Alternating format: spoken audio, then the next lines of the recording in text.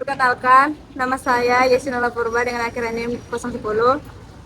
Saya Ramdhani dengan akhiran 43. Saya Tismanika dengan akhiran NIM 72. Saya Nata dengan akhiran NIM 56. Saya Nabila dengan akhiran NIM 45. Saksikan video kami, bye-bye.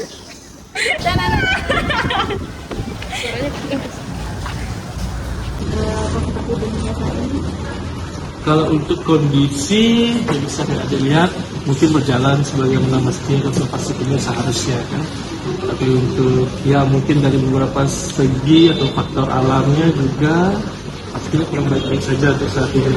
Karena spesies konservasi khususnya TCEC kita nggak begitu memiliki banyak spesies pantai itu. Karena ada lihat sebelah dermaga sudah sempat ke sana. Belum, Pak. Ada abrasi di sana juga. Jadi ada beberapa poin atau pantai juga udah abrasi dan nggak layak juga hidup tempat pelepas liaran. Jadi untuk sekarang biasanya kalau pelepasan tukik kita pilih pantai yang lain di Selayar. Walaupun ada pantai yang di Selayar, biasanya kita langsung ke kura-kura tapi lumayan jauh. Bagaimana karakteristik pantai di sana? Apakah pasir berpasir, berbatu, berkarang? Kalau di sini pasirnya karang. Karang karena kebetulan di sini kan dekat mungkin sekitar 1 kilo dari sini dekat jalur keluar kan ada juga beberapa petani terumbu karang yang juga tempat dari sana banyak juga kayak karang-karang mati juga bawa arus. Apa saja kegiatan utama yang dilakukan di kawasan konservasi ini? Kalau untuk di TCEC sendiri yang pasti kita ada rescue, kegiatannya monitoring, perawatan sama pelestarian. Jadi yang paling dominan yang kita lakukan sih perawatan. Karena dari beberapa konservasi yang ada di Bali, termasuk TCEC juga kita lebih fokusnya ke perawatan. Karena kita ada beberapa kolam yang bisa dipergunakan untuk menampung penyu yang sakit.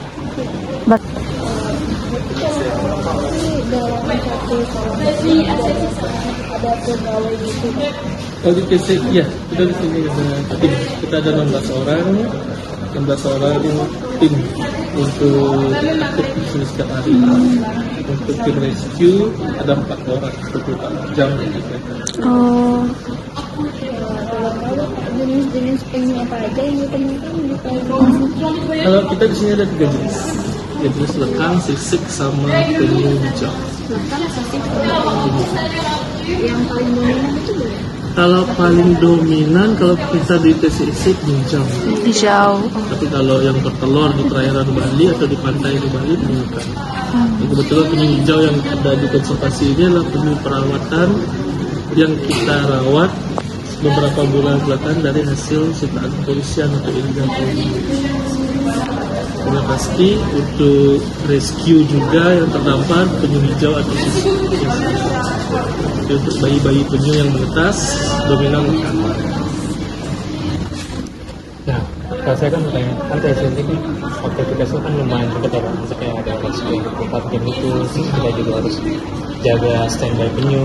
Nah, kira-kira kalau dari pemerintah itu ada dukungan nggak sih Pak buat TCEC ini? Kalau dari pemerintah pasti, kalau kita juga nggak bisa bekerja sendiri tanpa dukung pemerintah, apalagi masalah perizinan. Apalagi kalau misalnya tentang penyu kan satwa yang dilindungi dan nggak semua orang juga berhak untuk memelihara, merescue atau melakukan tindak langsung dengan satwa tersebut. Yang pastinya perizinan kita minta izin dulu dari dukungan juga, walaupun hanya satu surat resmi yang kita pegang itu penting buat kita beroperasi. Dan dalam prosesnya juga untuk pelepas liaran dan untuk rescue kita juga akan melaporkan ke pemerintah sedikit tindakan yang kita lakukan untuk satwa yang dilindungi khususnya itu harus kita laporkan semua ya tidak ada penyalahgunaan juga sih.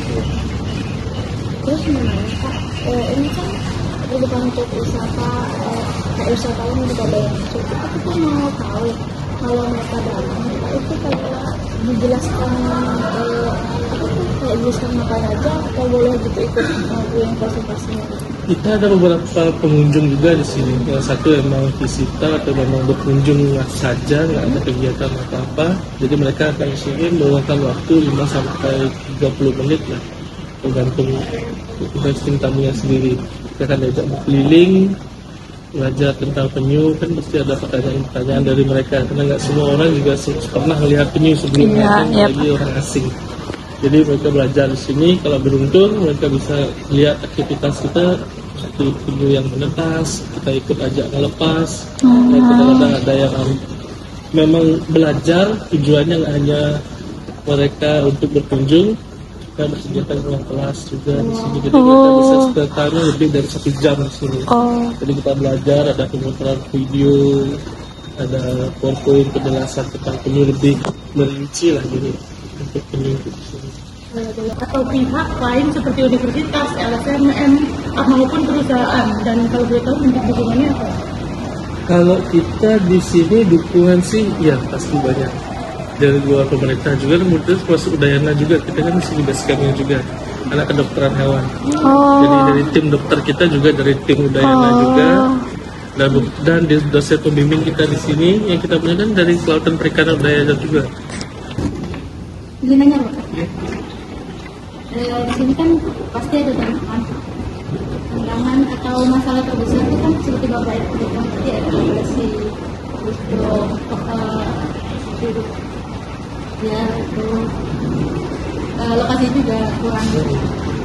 Mungkin masalah terbesar yang sampai sekarang ini masih belum bisa ada solusi.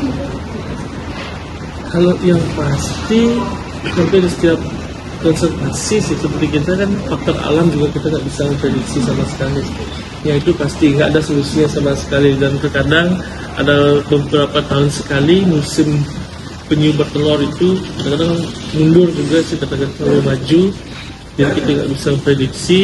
Kayak cuaca buruk kayak kemarin, yang pastinya kan sampah kiriman, entah kiriman dari mana, entah dari Bali sendiri, sampahnya dari ujung bawa ke selatan, biasanya itu kan membawa beberapa penyu yang terdampak.